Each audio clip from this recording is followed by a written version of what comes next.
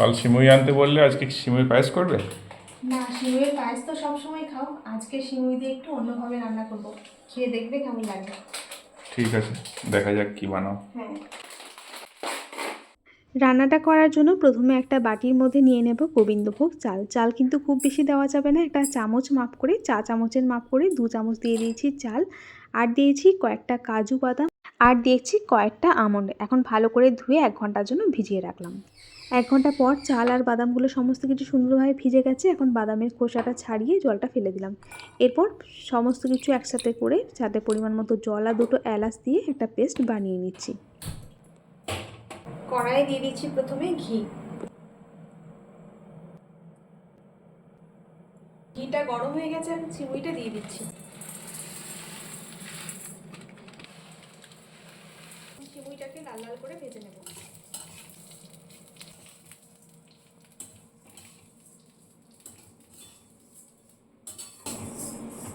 সিমুইটা আমাদের বেশ লাল লাল করে ভাজা হয়ে গেছে, এর থেকে বেশি আর ভাজবো না। সিমুইটা লাল লাল করে ভাজা হয়ে যাওয়ার পর এর মধ্যে দিয়ে দেব পরিমাণ মতো চিনি। আর দিয়ে দিচ্ছি জল।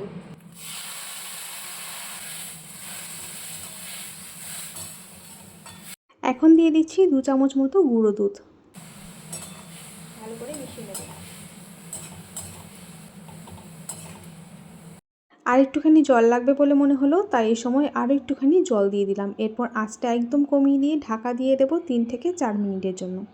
মাঝে কিন্তু একবার আমি নাড়াচাড়া করে দিয়েছিলাম। এরপর দেখুন 4 মিনিট হয়ে গেছে, জলটা পুরোপুরি শুকনো হয়ে গেছে। আর সিমুইগুলো কিন্তু সেদ্ধ হয়ে গেছে, কিন্তু জলটা শুকিয়ে একদম বেশ ঝরঝরে হয়ে গেছে।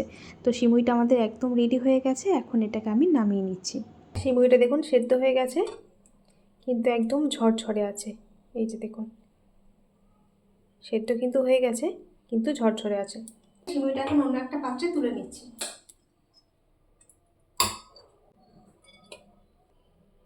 এখন এই কড়াইয়ের মধ্যে দিয়ে দিচ্ছি 500 ml দুধ।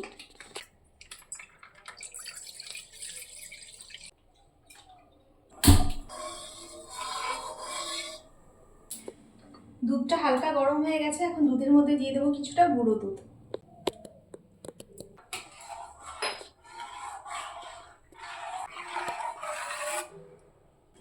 এরপর দিয়ে দেবো দুধের মধ্যে পরিমাণ মতো চিনি।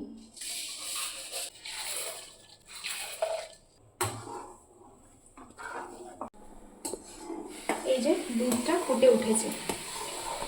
দুধটা ফুটিয়ে ফুটিয়ে ঘন করার দরকার নেই।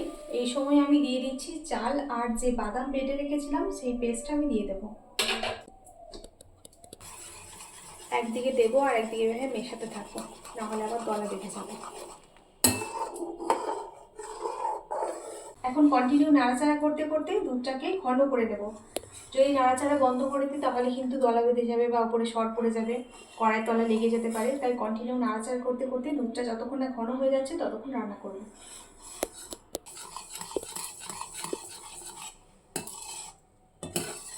যেহেতু চাল বাদাম বাটা রয়েছে, তাই দুধটা ঘন হতে কিন্তু খুব বেশিক্ষণ সময় লাগবে না, কিন্তু যতক্ষণ না ঘন হচ্ছে ততক্ষণ কন্টিনিউ নাড়াচাড়া করতে হবে। রান্নাটা হতে থাক, ততক্ষণ একটা মিষ্টি কমেন্ট পড়ি। ইউটিউবে আমার এক দাদাভাই দিদিভাই লিখেছেন, আমিও আমার স্ত্রী দুজনেই আপনার রান্না দেখতে খুব ভালোবাসি, অপেক্ষায় থাকি, কিন্তু রোজ ভিডিও বা রান্না দেখতে পাই না। সাবস্ক্রাইব করা আছে।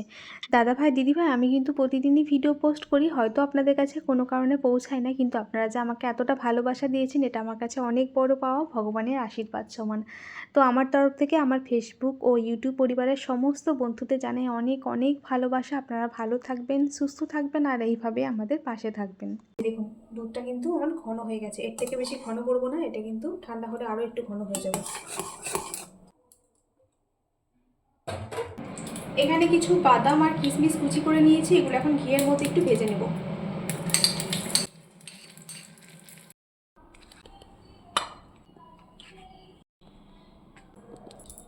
সিমুই আর ক্ষীর এগুলো তো রান্না করা হয়ে গেছে, এখন সমস্ত কিছু এই বাটির মধ্যে সুন্দর করে একটু সাজিয়ে নেব। অর্ধেকটা সিমুই বাটির মধ্যে ঢেলে নিচ্ছি।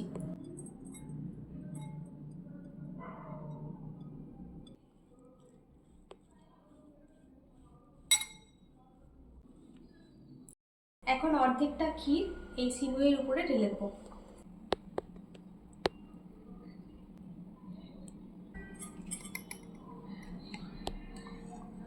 এখন বাকি সিমুইটা এর উপর দিয়ে দিয়ে দিচ্ছি।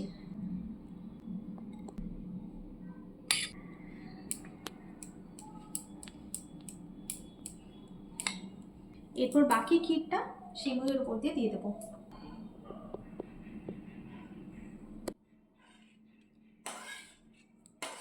ক্ষীর আর সিমুই দিয়ে বাটিটাকে আমি সাজিয়ে নিয়েছি। এরপর উপর দিয়ে যে বাদাম আর কিশমিশগুলো ভেজে রেখেছিলাম সেগুলো এর উপর দিয়ে ছড়িয়ে দেবো।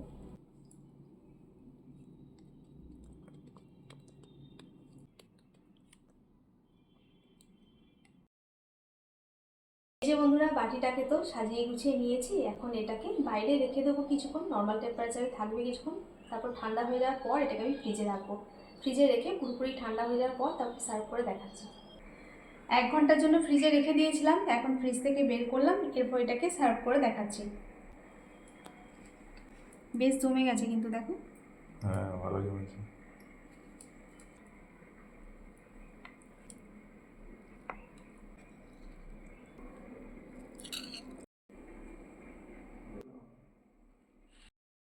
নাও খেয়ে বলো তো খেতে কেমন হয়েছে। দারুণ জিনিস, সুন্দর জিনিস। তুমি তো সিমইয়ের পায়েস খেতে খুব ভালোবাসো, কিন্তু এটা কেমন লাগছে দেখো। অসাধারণ। ভালো লাগছে? বললাম না, উপকরণ যা যা আছে খেতে খুব ভালো হবে। কিন্তু এতদিন তো পায়েসই খাওয়া হয়েছে, ধরো পায়েসটা একরকম আর এটা ধরো আরেক রকম, এবার একটু শুকনো শুকনো, একটু শুকনো শুকনো। সিমুইটা খেতে কিন্তু দারুণ হয়েছে তাই? একদম।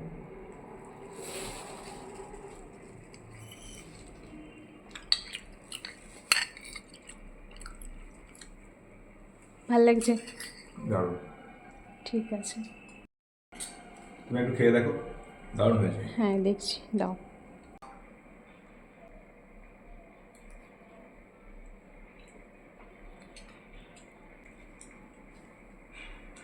খেতে কিন্তু বেশ ভালোই লাগছে। সিমইয়ের পায়েসের টেস্ট আলাদা আর এটার টেস্ট কিন্তু আলাদা। এটা সিমইটা শুকনো আছে বলে একটু টেস্টটা অন্যরকম, কিন্তু খুব ভালো টেস্ট, হ্যাঁ, খারাপ না। সিমইটা শুকনো আছে, সেদ্ধ হয়ে গেছে, কিন্তু সিমইটা একটু শুকনো শুকনো, যেমন চাউমিন যেমন হয় বা সিমইয়ের উপমা করলে যেমন সিমইটা থাকে, সেদ্ধ হয়ে গেছে একদম, কিন্তু গলে যায়নি, শুকনো শুকনো টাইপের। আর এই যে ক্ষীরটা যে বানিয়েছি, এটা তো একদম চাল বাটা বাদাম বাটা দিয়ে বানিয়েছি, এটা তো একদম পায়েসের মতো টেস্ট লাগছে। দুটো মিশিয়ে খেতে কিন্তু বেশ ভালো লাগছে। কিন্তু দারুণ। সিমইয়ের টেস্ট একরকম, এর টেস্ট আর একরকম। যাই হোক, নতুন কিছু খাওয়া হলো। সেই। তো চলুন বন্ধুরা, আজকের মতো ভিডিওটা এখানেই শেষ করছি। আবার দেখা হবে নতুন ভিডিওর সাথে। আর আপনাদের রেসিপিটা কেমন লাগলো একটু কমেন্ট করে জানাবেন। তো চলুন এখন টাটা, সবাই ভালো থাকবেন, আবার পরে দেখা হবে।